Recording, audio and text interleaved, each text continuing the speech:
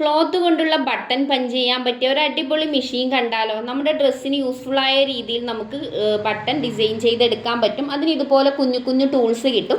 അതിൽ ഈ screw type വരുന്ന ടൂള് നമുക്ക് ഈ ഒരു ഹോളിലൂടെ ഇട്ട് സ്ക്രൂ നന്നായി ടൈറ്റ് ചെയ്ത് കൊടുക്കാം. ശേഷം ഇതിൻ്റെ മുകളിലേക്ക് ഈ ഒരു സ്പ്രിങ് ഇട്ട് കൊടുക്കാം.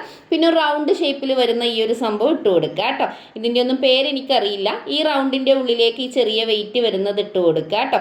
ഇതുപോലെ ചെറിയതും വലുതുമായ ബട്ടൺ പഞ്ച് ചെയ്യാനുള്ള ടൂൾസ് കിട്ടും. ഇപ്പം നമ്മൾ ഫസ്റ്റ് ഫിറ്റ് ചെയ്തത് വലിയ ബട്ടൺ ഉള്ളതാണ്. ഇപ്പം ഞാൻ ഫിറ്റ് ചെയ്ത് കാണിക്കുന്നത് ചെറിയ ബട്ടൺ പഞ്ച് ചെയ്യാനുള്ളതാണ്. അതിൻ്റെ മോൾഡൊക്കെ ആ ഒരളവ് തന്നെ കിട്ടും. സെയിം മെത്തേഡ് തന്നെയാണ് കേട്ടോ രണ്ടും യൂസ് ചെയ്യേണ്ടത്.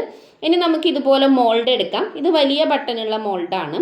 എന്നിട്ട് ഇത് ക്ലോത്തിലേക്ക് വെച്ചിട്ട് നന്നായിട്ടൊന്ന് കവർ ചെയ്ത് ചുറ്റി കൊടുക്കുക. ഫ്ലാറ്റ് ആയിട്ടുള്ള ഭാഗമാണ് നമ്മളിങ്ങനെ കവർ ചെയ്യുന്നത്.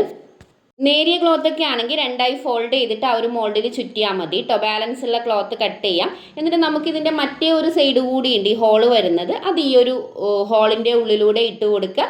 ശേഷം ക്ലോത്ത് ചുറ്റിയത് ഇതിലിട്ട് കൊടുത്തിട്ട് അതിൻ്റെ മുകളിലേക്ക് ഇതുപോലെ കവർ ചെയ്യുക. നന്നായിട്ട് മുകളിലുള്ള ഈ ലിവർ ഒന്ന് വലിച്ച് താഴ്ത്തി കൊടുക്കുക. അങ്ങനെ ആവുമ്പോൾ താഴ്വശത്ത് ഇതുപോലെ ഒരു പീസ്, അതായത് നിങ്ങൾക്ക് കാണാൻ പറ്റും വീഡിയോയിൽ, നന്നായിട്ട് അവിടെ പ്രസ്സായി നിൽക്കുകയും ക്ലോത്ത് ചുറ്റിയതും അല്ലാത്തതുമായ ഭാഗങ്ങൾ രണ്ടും നന്നായി ജോയിനായി പെർഫെക്റ്റ് ആയിട്ട് നമുക്ക് ബട്ടൺ കിട്ടും. ഒന്ന് ട്രൈ ചെയ്ത് നോക്കൂ.